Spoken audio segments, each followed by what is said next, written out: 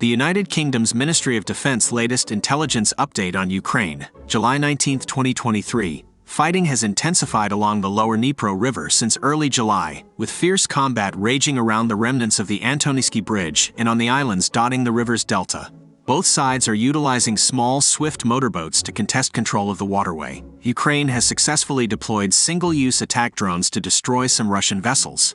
This naval skirmishing poses a dilemma for Russia's military planners. Reinforcing their Dnipro group of forces would bolster defenses along the river, but further strain units already stretched thin by Ukraine's counteroffensive in Zaporizhzhia Oblast. The Kremlin faces hard choices: strengthen one front at the expense of another, or maintain the status quo at risk of losing ground along the Dnipro. Ukraine will likely continue pressing its advantage, using its superior mobility and targeting to chip away at Russia's riverine control.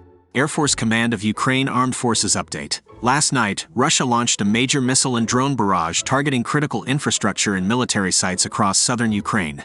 The attack originated from multiple launch platforms, air, land, and sea. 16 caliber cruise missiles likely fired by the frigate Admiral Essen and patrol ship Ingushetia in the Black Sea. 8 Kh-22 air-launched missiles from Tu-22M3 bombers over the Black Sea. 6 Onyx missiles from Bastion coastal defense systems in occupied Crimea. 1 Kh-59 air-launched missile from a Su-35 fighter over the Black Sea. 13 Shahed-136 and Shahed-131 loitering munitions from ground launchers in Crimea and Krasnodar Krai in Russia. Ukraine's air defenses successfully intercepted and neutralized 13 caliber cruise missiles, 1 Kh-59 missile, 23 Shahed drones. The remaining H-22 and Onyx missiles struck infrastructure in Odessa Oblast. Over the past 24 hours, the Ukrainian Air Force has carried out over 20 airstrikes against Russian military assets and concentrations across occupied territories. Ukraine's air defenses continue to effectively counter Russia's long-range missile and drone attacks. The Kremlin is rapidly expending its high-precision weapon stockpiles while failing to achieve strategic effects. The Institute for the Study of War Russian Offensive Campaign Assessment. The Russian missile and drone strikes on July 19 targeted critical infrastructure in southern Ukraine, especially port facilities vital for grain exports under the recent Black Sea deal. The wide-ranging attacks suggest Russia aims to impede Ukraine's ability to export grain and cast doubt on the viability of the deal ahead of its renewal. The strikes hit grain terminals and storage in Odessa, damaging equipment and destroying 60,000 tons of grain. Attacks also targeted coastal areas in Mykolaiv and infrastructure in Kherson. The variety of missiles and drones used indicates a major effort by Russia to overwhelm Ukrainian defenses. Ukraine claims to have shot down over half the incoming missiles and drones. While damage was still extensive, Ukraine's air defenses prevented wider destruction. Russia likely seeks to increase pressure on Ukraine and the West in light of the looming expiration of the grain deal. However, the attacks have only strengthened Ukraine's and the international community's resolve. Russia's actions undermine its credibility and will further isolate it globally should the deal collapse. Ultimately, the strikes demonstrate Russia's willingness to weaponize food supplies at great cost to the world's most vulnerable populations. The Institute for the Study of War key takeaways today. The South African Presidential Office announced that Russian President Vladimir Putin will not attend the BRICS summit in person in Johannesburg in August 2023. The explosion at the Russian training ground in Crimea demonstrates Ukraine's ability to strike valuable Russian military assets, even in areas thought to be secure like Crimea. The attack disrupts Russian operations and logistics through a key transport artery. Ukrainian counteroffensive gains across several fronts highlight improving capabilities of Ukraine's armed forces. Focused attacks in key areas demonstrate an initiative seized from Russia as its offensive power declines. These gains boost morale in Ukraine and show donors that their military aid pays dividends.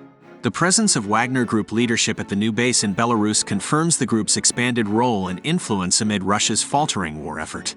Belarus remains a key staging ground for Russian forces, despite its proclaimed neutrality. Wagner's greater role risks further brutality and war crimes by the mercenary group.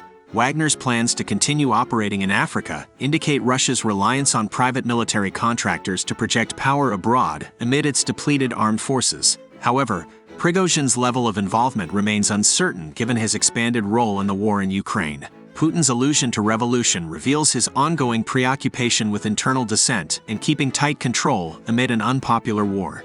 His commentary exposes fears of repeating Russia's history of rebellion against autocratic rule. The clash between Russian authorities and the ultranationalist Angry Patriots Club highlights emerging cracks within Russia over the prosecution of the war. The group's brazen demands indicate declining deference to the Kremlin among disgruntled war supporters. Ukrainian counteroffensive gains near Kupyansk, Kreminna, Bakhmut and Avdiivka Donetsk city demonstrate an increasingly optimized Ukrainian military pressuring Russia on multiple axes. Ukraine's momentum continues across several key fronts, underscoring its capability to wage an effective counteroffensive with Western aid.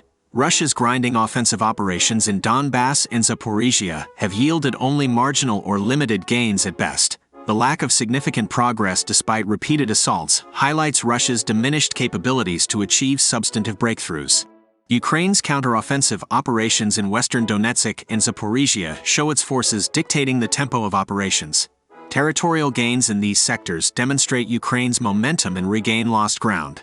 Russia expanding the National Guard's access to heavy weaponry indicates attempts to offset severe losses among its professional contract soldiers. Relying on internal security forces for combat highlights the depletion of Russia's frontline units.